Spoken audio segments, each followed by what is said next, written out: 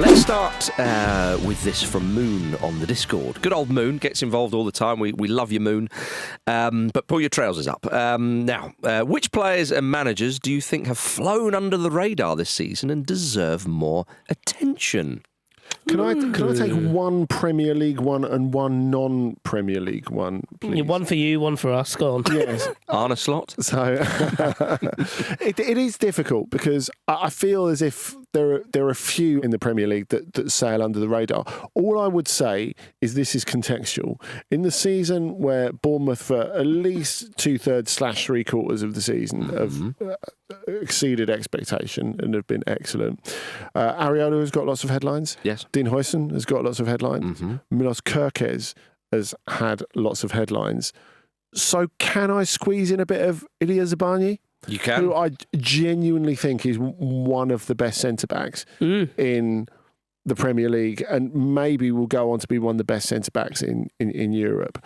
So, look, he was always a good player, but there's no doubt that Bournemouth took a bit of a punt in buying him because when they did buy him, obviously by that point, the full-scale invasion of Ukraine by Russia has happened and the quality of the Ukrainian Premier League falls off big time. And I think if you could look at the European results of Dynamo Kiev over the last couple of years, which have been atrocious, you can really tell. So it's funny, if you speak to analysts and people in the analytic community, they will tell you that it's really hard to peg a Ukrainian player's true value because it's very hard to peg the true level of the Ukrainian Premier League at the moment. So there was an element of risk in it. He settled brilliantly. And at least part of the reason why Huijsen has been excellent, and he's a young player with enormous potential, has been due to having Zabarnyi next to him, I would say. Now, look, Bournemouth fans won't need any telling this, and PSG won't need any telling this because they're trying to buy him at the moment. So I don't know if you can say truly under the radar, but one of the ones that I've heard talked about a little less because it feels to me that the players that have been talked about out of that team are Huijsen and Cliver and Kerkez is really the one. Then I would say Zabarnyi.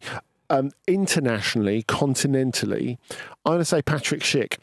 Because I reckon you could pick him every single season as someone who people don't talk about enough, I reckon. Yeah, but 21 league goals this season and all sorts of goals. He reminded you of why he's such a unique player.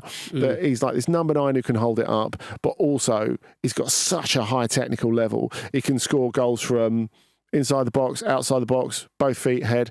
If you look at the split of the ways in which he scores his goals, it's remarkable. There's no other striker like him. I was at Hampden Park when he scored that goal against Scotland from the halfway line in Euro 2020. Incredible. Mad, yeah.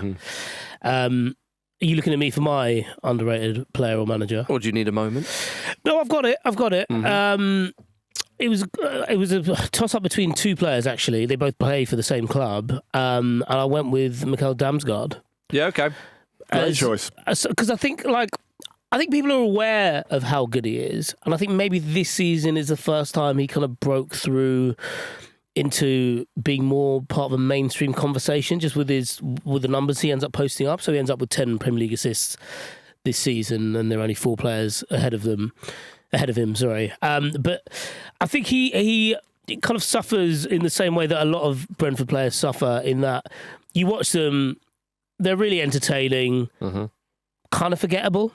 Yeah, because I know what you mean by that. Because of the space they occupy and, I suppose because of the way they play their football, it's really easy on the eye. They're almost like the embodiment of what Matt Damon's character gets told to do in Ocean's 11. It's like, be funny but don't make them laugh. He needs to he needs to like you but forget you. But forget you as soon as you go. And that feels like totally Brentford in the Premier League. And Brentford, I think as well, there may well be, I don't know so, but I could understand if some of their fans have a sort of, when there's an indie band that you really like and you think more people should know about this band, more people should be on board. But of course, if they were on board, then we wouldn't be able to see them in these venues and have our sort of community and all that kind of stuff. And you're right. I think that the focus it's always going to be on those who score the goals. But with Wissa and Mbumo doing what they do, they're always going to take that attention. I mean, Flecken's got a bit of attention this season. I know he's off to Germany now for his performances. But you're right. You think of that Brentford side, you think, oh, yeah, who do they start against? But he's a very effective player. Him and Norgard together, like really lovely. The uptick in Damsgaard this season still is. I think is unbelievable. Yeah, I suppose he's getting about a bit more. He's a bit more up to au fait with the physicality of the league. And I don't mean in terms of getting stronger. I mean, a lot of the times when we talk about that, we have this idea of like it's being more shoulder to shoulder. Actually, it's about avoiding it. Yeah, really, as best as possible, and that's what he's able to do now. Yeah, I was I was tempted to say Alex Iwobi because he's been great, but I thought Iwobi, you know. But I think enough people have made, because whenever people, do you think people realise how good he is still? I don't know if they do. I think because he's actually quite ubiquitous, because he pops up a lot on social media because of Fulham's general social media, like the team itself rather than they've the got club. a good social media output. Yeah. He's been people know about him for a while because of the Arsenal stuff as well, and he's a good talker, so he always he's very gets to do these things. Yeah. But because of that, I think people don't realise how he's almost added an extra dimension. He's a more well-rounded player, or he's a more rounded player right now. He can do things out wide, he can do things in the middle. He's underrated fast, and I think it's because he's always got 10 to 2 feet that you don't really realise how quick he is. He does have 10 to 2 feet. So he doesn't, when he sprints, he's still kind of upright and he's still 10 to 2. The reason why I think that for some people, a lot of people, he hasn't got underrated, because whenever anybody asks me about Fulham, they often mention Alex Iwobi. That was all. Right. But perhaps one. But I was actually going to say two other players, so it was more of an honourable mention. But before you do, I was going to say that the thing that people maybe don't want to acknowledge, because we move on from uncomfortable truths quite quickly. Everton were ridiculed for paying that amount of money for him. Yeah, absolutely ridiculed. Yeah, and it didn't develop in the way he maybe should have at Everton, and I think part of that's the environment at the time. But at Fulham, he's made himself into one of the better midfield players in the league. Yeah, we know Marcus Silva loves doing that with players, doesn't he? Yeah, totally. Lampard deserves credit for that as well, by the way. But yeah. Yes. With Iwobi. Yeah, a little bit of credit for old Frankie Lampard. But I was actually going to say two players, because they do come as a package. Well, they come as a back three, really. But much has been made about Crystal Palace this season, which is understandable. A lot of the praise goes to Eze, rightly so. Mateta's had his plaudits. Sarr as well, who... One actually could maybe say Sarr because of the other ones. So maybe I could an honourable mention for Sarr. Wharton, of course, much is mentioned about him. I think Dean Henderson gets a bit of a nod as well. As mainly from himself. Mainly from himself, absolutely, yes. Yeah. And of course, Mark Gay. But Lacroix and Richards in that back line, I think because of course, and also the Munoz as well gets a lot of chat and so on. So you can't talk about the whole 11. Understand you've got to focus on certain points. You're giving it a good go though, aren't you? I pretty much have done that. Lacroix and Richards I like. Yes, I like that as a shout. I also think Richards is an interesting one, because I think when he first came, he was playing in defensive midfield for a start, and he looked very limited. But I think Lacroix shades it for me, because there's something about him. Yeah. There's a bit of this is just like my own psyche here, but because he's got such a cool name, I was almost like, oh, right, I want to see an absolute Rolls Royce of a centre back here, just being really classy, and he's very simple. Yes, he does all the simple things really well, and I think his consistency over the season is, or certainly over the back half of the season, is what kind of pips it. I think really his career path has made him go that way, because he had an outstanding first season in the Bundesliga, and all the big clubs are interested in him. And then the second season, not quite as good. And really the fact that he didn't take off in the way that his initial season at Wolfsburg suggested he would is basically what enabled Palace to buy him. Because otherwise an elite club would have been buying him on the strength of that first season. And he's had a very typical defender in his first season in the Premier League sort of arc as well, because his first month and a half, he was a disaster, if we're being perfectly honest. And I think that happens, I've talked about it time and again, with defenders more than forwards in the Premier League. So Alvaro Morata scores a load of goals in the first bit of his spell at Chelsea and a lot of headed goals. And people are like, oh, he's made from the Premier League. He totally fits here. And he didn't. And it didn't work out for him, and he hadn't settled at all, and it didn't work. Whereas I think if you're a defender, you make a mistake or two in your first month in the Premier League, it's very easy to do, and people all write you off. Yeah. And so for him to recover from that, and really him recovering is Palace recovering. So as you say, he's massively influential for them. Because they obviously sold Joachim Anderson to Fulham, and there was chat about Gay going, obviously Gay stays. And I think Palace fans are a bit like, blimey, are we going to be a bit bare at the back? Risky. Yeah, for sure. And in he comes, and with those mistakes, and people think, oh, hang on. Whereas now, like, I think of him actually as the captain of that side sometimes, but of course he's not. I mean, Gay's the captain, or Joel Ward was club captain, obviously moved on now. But as well, Lacroix, I've mentioned it time and time again, his relationship with the fans is just beautiful. It's just wonderful how they've got a great fan base, and he just has totally got that in the early days. And also as well, we've spoken about, and Vish, you spoke quite eloquently about it, the Christian contingent at Palace and so on. But he's the one who leads that. You know, he's the one who like started and if you like hosts the prayer meetings and stuff. So a very important player for them this season, and one I think doesn't get mentioned enough, and obviously Richards is there as well. Any managers? I think this is trickier, especially if you think in Premier League. Julian Lopetegui? No, David Moyes maybe. Is Vitor Pereira too obvious a shout? I think because of the whole going into the pubs and all that, I think people became aware of what I think we've chatted more about his boozing than his... the pints rather than the point. Yeah, because Wolves, for the same reason that we thought Wolves would be fine because their squad is just superior to everyone else's down there, yes, is also... Similarly, could have been a problem for Pereira coming in and trying to band those players together, who are all individuals in their own way. You know, we described them once as the team where everyone pays their subs, because they want their 90 minutes to do what they want on the weekend. Yeah. Or they pay their match fees rather. It's quite a hard squad to band together because a lot of those players are brought in knowing that Wolves is a shop window. Like the greatest example we have today is Vitinha, probably. And yet he was able to do it and get them together playing in like quite a functional way. And I don't think that's... Putting the fun into functional. Yes, yeah, sorry, I should have said that. But I don't think it's a ridiculous thing to What suggest, about Fabian Hurtzer? I was about to say Hurtzer. I would take him because, I think the position that Brighton were in... I think Hurtzer's probably the answer. Once De Serbi went, and once they really fell off in the second bit of last season, it's easy for momentum to become habit, to become a whole. And I think for Hurtzer, who's got no experience of the top division, who's the youngest coach in the league, to go in there and impose his personality from the off and make them competitive, I think is enormously impressive. And you think some of the games where they've come through, you think of, I think of them knocking over Liverpool. I think of them winning Newcastle in the Cup. That team has got that extra bit of personality because of him. Yeah, and in another season it would just have been about enough to qualify for a European place. But I think there's such a bun fight at the top. Yeah. Finishing 8th is a much bigger achievement. It is, because for a club like Brighton, especially for someone like them who has shown consistency enough to suggest that they will still be there. Thereabouts next year, and I think it's not unfair to say that we expect a drop off from a few of those teams above and below them.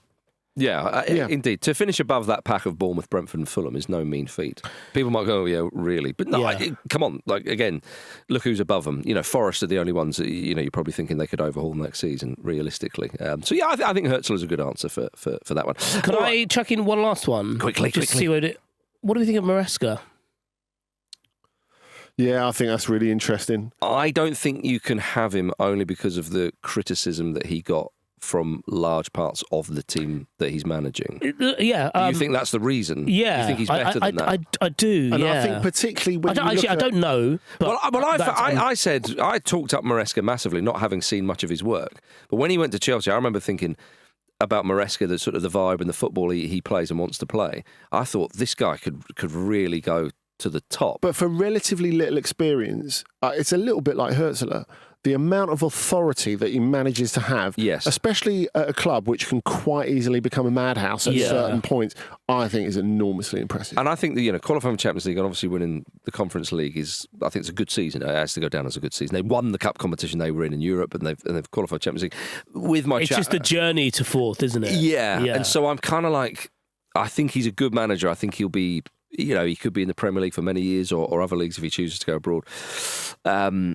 I don't know if I'd have him under the radar, though. And in the words of Sevilla's social account, congratulations to our former former player, Enzo Maresca, for winning a European final. Well done, Against you. those slugs, Betis. All right, let's have a quick break and then we'll answer more of your questions. Yeah, we've got one from Chipper on email here. Now that Chelsea, who we were kind of touching on before, nice little segue, have got the signing of Liam Delap over the line, and with Mike Maignan potentially coming in to replace Robert Sanchez, can they be considered dark horses for the title next season? I think it's an interesting one for next season. We expect Liverpool to still be there. I mean, Liverpool, they could canter to the title again next season. Surely Arsenal are going to sign the bloody player they need. But looking around, it's Newcastle and Chelsea are the ones for me. I'm thinking, can you challenge next season? No for Newcastle. Do you think? Definite no. Yeah. Okay. As for Chelsea, I was only asking the question. Are those glass ceiling busting signings? I don't think they are. What, for Chelsea? Maignan, maybe, but Maignan would be a big upgrade. Maignan would be huge. Mm-hmm. But he should be the start of something rather than he's not a finishing piece, because not only is he a massive upgrade in terms of a goalkeeper, but in terms of age profile and dressing room leadership, they need more of that. Because at times they've got a very young side. Yeah, they have. And at times when Chelsea have lost their way a bit at points this season, and when we were talking about Maresca before, really they were a couple of bad results away from finishing seventh, really, weren't they? And that would have been really disastrous for them in terms of where they are and in terms of what they've spent. So I think what they lacked at those points where it was going a bit awry was a bit of leadership on the pitch. You're right. And you think wistfully of Thiago Silva. Now, well, tell you what, so some of the chat among my sources at Chelsea, Andy, say that, I know it's a few years ago now, but Azpilicueta is a huge miss. Oh, it's definitely. It's that big personality, but it's often, yes, on the pitch, but off it as well, doing various things that players do off the pitch 100%. For the club and so on. That there isn't that that leader, that enforcer. But at times. That's why Maignan would be huge for them. Not just because he's one of the best goalkeepers in the world, and frankly, I don't fancy any of their million goalkeepers. I think it's the fact that... Despite he had 5 knock past him the other night. To be fair, though, they weren't too shabby, the opposition. He's ready to move. There's no doubt about that. I see that. He's such a leader for them and for France. Bear in mind, he took over as goalkeeper from... the goalkeeper played the most games in France history, and the goalkeeper and the guy who captained France the most times in history. And he went in there in the dressing room, a couple of games in. He's not loud, he's not talking all the time, but he holds people to account, and people listen to him. I think that's really important. You go back to the Parc des Princes when they lost against Italy last year. He went in the dressing room afterwards and he said to Mbappe and to Griezmann, to their faces, that's not enough. It's not good enough. And people listen to him. The biggest players listen to him. Now, having one player who does that for Chelsea would be helpful. I don't think you can put it all on one player. No, you can't. I think you need more experience throughout the team. And the problem is, when you've got these model-based recruitment systems, and we've had it in the Red Bull gamut before as well, the idea is you get players and they develop into your experienced players, but that really requires more time than Chelsea have because of the external pressure and because of the sums involved. So really they need to jumpstart that by not just getting Maignan, but by getting a couple of other experienced ones. And I guess when you've talked before about Victor Osimhen being the obvious slam dunk signing, it's not just that he fulfills a need on the pitch, he fulfills leadership off it. Yeah, I think with that void of leadership at Chelsea, I thought Enzo actually ended up filling it pretty well last season. I think of someone like Colwell, probably still too early, but at the very least he was, in a young team there was a bit of like putting his hand up in certain situations. That goes back to what we were saying before, though, the idea that one of your young guys or a couple of your young guys will develop into your experienced and Maresca players. will know this. Can you wait? So it depends. It's all about how can Maresca foster that and encourage it. Are you saying Jamie Vardy should end up there? Oh, I like it. That would be a surprise. Oh dear. Yeah, Vardy at Chelsea. Oh, Vardy in the West End, imagine, man. But but that was part of the reason why they were all in on, to a point, all in on re-signing Mark Gay. Yeah, because they were like, oh, actually, we didn't know he was like that. Uncle Mark, come back in. Yeah. The thing about Chelsea's title challenge, I think it would need to be similar to what Liverpool did at the start of this season, where it's kind of they had the blinders on a bit. Yes, they weren't really focusing on coming out of the blocks and winning the league, but they did that, and by proxy got into a decent lead. Yeah, I guess the point is, like Chipper's question says, could they be considered dark horses?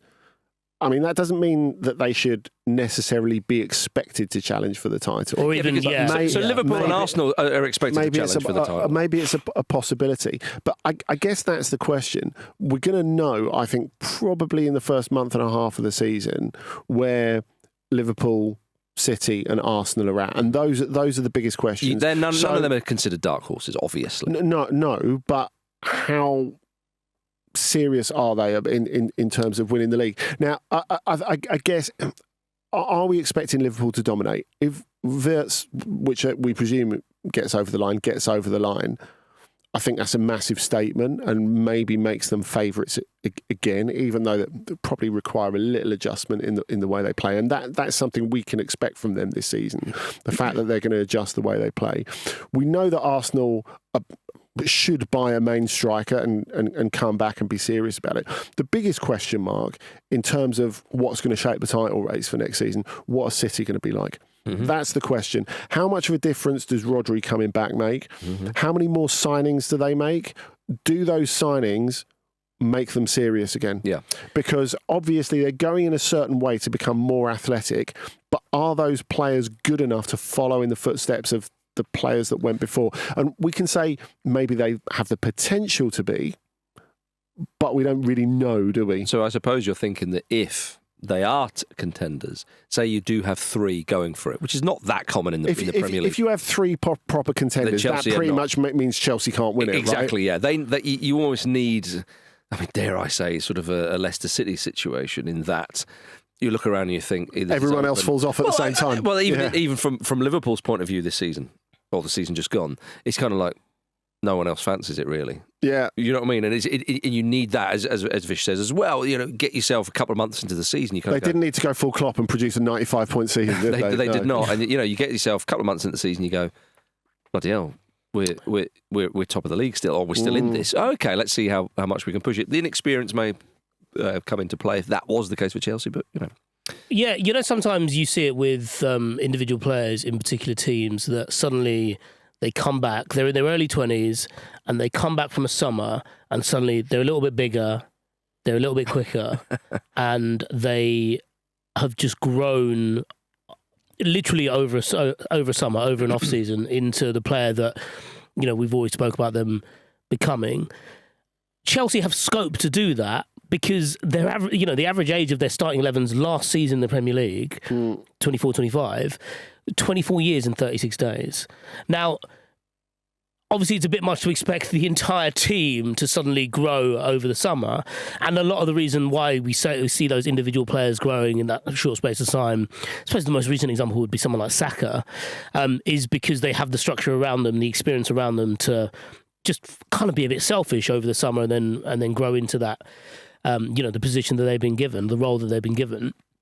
But if Chelsea are able to kind of move forward as one, if they really do properly buy into it, and I think of like someone like Noni Madueke or Malagusto or even Palmer to a point, if they're able to like step up a level, then They can definitely bloody a few noses. Yeah. They can seal what ultimately would probably be a disappointing third place, which, in the grand scheme of things, There are some high ceilings and thing. low floors in that squad, aren't there? 100%. But yeah. with that young squad, though, I mean, if they were to finish higher in the Premier League, if there's clear progression and Maresca starts winning people over, they have a good run in the Champions League, maybe win a domestic trophy, that kind of thing, then that's where they're building. I mean, I think that for Chelsea, you could see this side growing and building, and maybe adding one or two more big hitters next, all that kind of I stuff. guess the real question is, are we looking at the body of Maresca's work, or are we piggybacking on the optimism of a few good results in the coda of the season?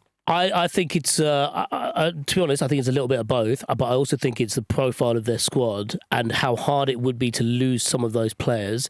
It's really hard to pick off a Chelsea player now because of those contracts and the way they're structured. And I reckon if they come close next season, they'll be one of the favourites for the season after, because, those players that we just mentioned there in passing, how good could they be in 2 years' time? Big shout, Vish. Big shout. We shall see. All right. No one's going to clip this out, for the 26, 27 I haven't got my phone on at the moment. Good. No voice notes. Right. Let's have a quick break and answer more of your questions after this. I've got a question here from a friend of the show, Nick. Hi, Nick. Hello, Nick. Is there too much emphasis on the end-of-season playoffs in the EFL and National League? There is currently a campaign from the National League to have 3 teams go up, the 3 up, 3 down system, because at the moment only one goes up automatically, the rest is a lottery. I'm speaking as a York City fan whose team finished 26 points above Oldham Athletic, yet because of the playoffs, it was the Latics who got promoted. That is a sickener, isn't it? Yes, yeah. It is tough. Andy, I feel you might have the strongest feelings on this. The other side of that is Oldham went to York and absolutely battered them in the semi-final. I'm yours, Nick. Take that, Nick. You're still our friend. It sucks. And I think when you've had a 90-point season and you don't get promoted, it feels utterly unjust. And I think this is... When Nick talks about the EFL and the National League playoffs, I think we're really talking specifically about the National League here. And the fact that the frustration is not just York having had that brilliant season, rebuilt themselves over the last couple of seasons because they were in a real mess a couple of years ago. What they've done is brilliant, and to not get anything at the end of it feels intensely unfair. Whether there is an argument for having 2 up and then the playoffs, I feel that the National League playoffs are way too convoluted. Yeah. The way you have the pre-round and then it goes into the semi-finals, I think that's a bit ridiculous. And poor old York are sat there twiddling their thumbs at the end of the regular season waiting for this to happen, which I think almost puts them at a disadvantage rather than an advantage. Yeah, because there's 6 teams that go into the playoffs in the National League. It's not like the Championship. It's absurd. And League One and League Two. Because I think the Championship, League One and League Two, people just accept the top 2 are in there, and 3rd, 4th, 5th and 6th are into the playoffs. Yeah, or in League Two, 4, 5, 6 and 7. Yeah, yes, indeed. Yeah. Sorry, of course. And I think, you don't seem to hear too many people in the Championship say anymore, we finished 3rd, but it's this team who are 6th go up. Yeah, last team to get promoted to the top flight in 3rd place, Wimbledon in 1986. Wow. As an automatic 3rd place finisher. God, right. Sorry. Yeah. I was about to say, Andy. Yeah, because that's that misnomer that the 3rd place never go up through the playoffs. But yes, but so at the time, I remember or certainly in the years after, I remember the playoffs being very controversial down there. But I think people have kind of accepted that because top 2. You win the league, obviously you go up, but if you have a very good season, you finish 2nd, you don't get the trophy, but you get promotion. I think that in the National League, whether people think it's a good idea that 3 come up from the National League and 3 go down is a different question. But I think if you did have, as you just mentioned there, the top 2 go up, and it would be a bit more like the Championship, I think that might just with those who think this is a bit of a nonsense, I think that would I think 3 up and 3 down isn't doable. The problem is because it has such a profound effect on the teams that go down. Which is why I'm hesitant to say that. I mean, with the National League, it's absolutely ruinous. It's not getting knocked out of the Premier League and getting a parachute payment. No. We're talking about players losing their jobs, people who work at the club losing their jobs, and of course. The thing is, I mean, of course, part of that is tied to the fact that it's so bloody difficult to get promoted out of the conference. York are a great example. The fact that they're a club that we generally see as an EFL club, historically. Yeah, I think is fair to say that. But there are these huge clubs who just get stuck in the conference, the National League. Sorry, because it's so difficult to get up when there's so little space.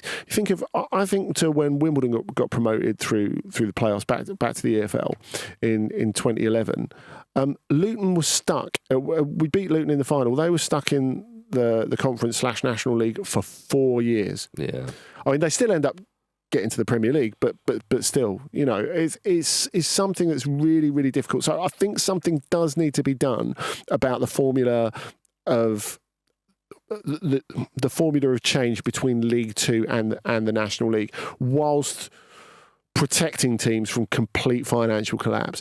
However, if we're asking if there's too much emphasis on the end of season playoffs in the EFL and the National League as a whole, is it fair?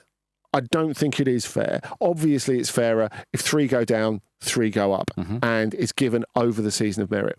The bottom line is there are 2 types of ideas that go to market.